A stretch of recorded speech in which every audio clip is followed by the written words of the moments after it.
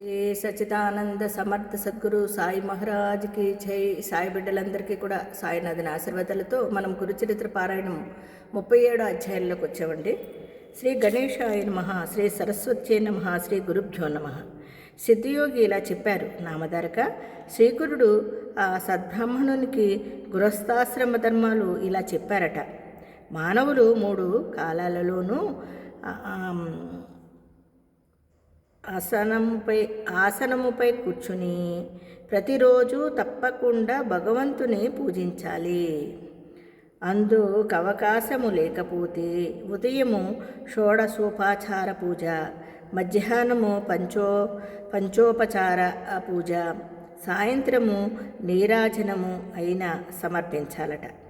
అందుకోసం ప్రతివారు తమ ఇంట మంచి గంధము, నెయ్యి, జింక చర్మము ఉంచుకోవాలి.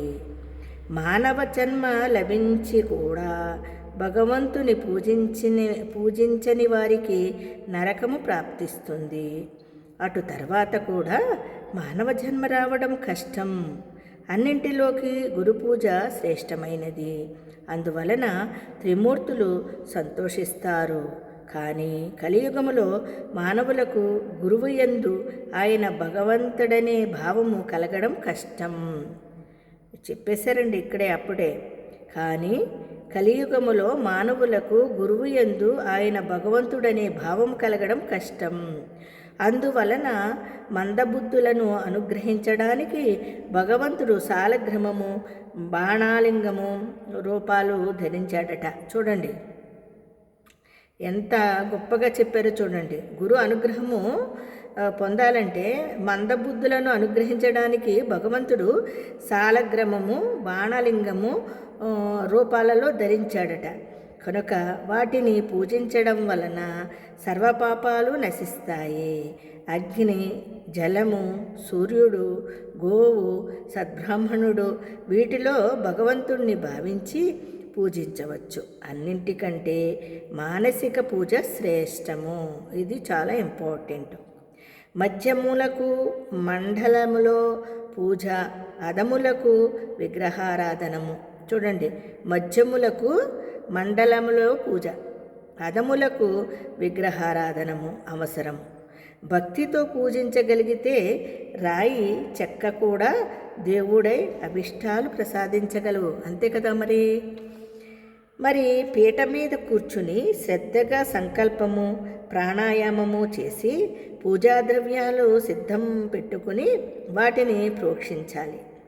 తర్వాత ఎదుట సింహాసనము మీద ఇష్టదేవతా విగ్రహం ఉంచి దానికి కుడివైపున శంఖము, ఎడమవైపున గంట ఉంచి దేవుని మీదనున్న నిర్మల్యం తొలగించి దీపము వెలిగించాలి.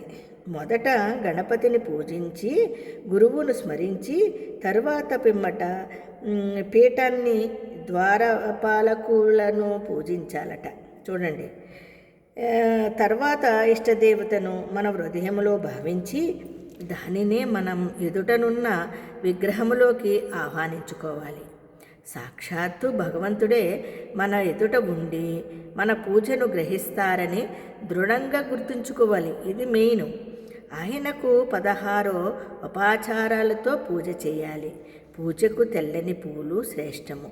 పసుపు, ఎరుపు రంగు గల పూలు మధ్యమము, నల్లనివి ఇతర రంగుల పూలు అధమము. ఉదయమే ఆ పవిత్రోవా అనే శ్లోకము చదువుకుని గురువును, కులదైవాన్ని స్మరించడము మానసిక స్నానము అంటారు. అదేవిధంగా భగవంతుని పాదాలకు పుష్పాంజలి సమర్పించి ప్రదక్షిణము, సాష్టాంగ నమస్కారము చేయాలి. తల్లిదండ్రులు, గురువులు, సద్బ్రాహ్మణులకు కూడా అలాగే నమస్కరించాలి.